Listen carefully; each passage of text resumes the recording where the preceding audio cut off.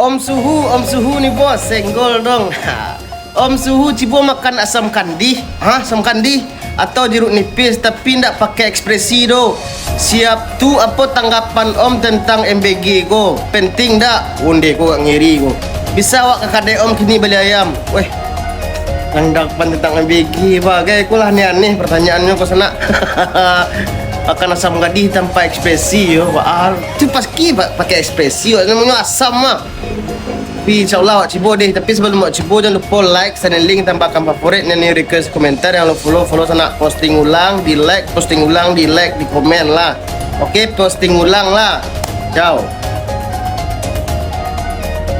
Lado asam kandi atau jeruk nipis lah.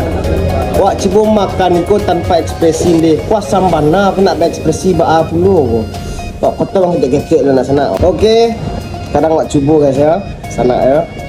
Asam. Jangan lupa kawan makan kayak Melaka nih. Lokasinya di dekat simpang Presiden Katib. Di sebelah lampu nombak ya kawan-kawan. Di dekat lampu merah sebelah kanan kawan-kawannya di Mungko JNE atau buat aja Google Map Jalan Joni Anwar nomor 3. Oke sana. Tanpa ekspresi yo.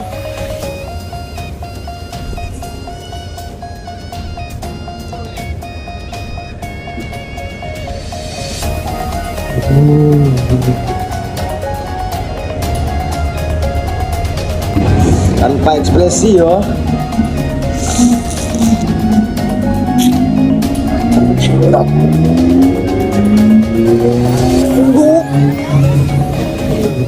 Tanpa ekspresi yo.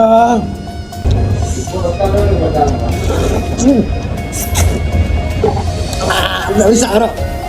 Gagal. Asam anjir. Bang, yo kalau asam tuh nak bisa pasti pakai ekspresi bang. Ini dia asam mana gua.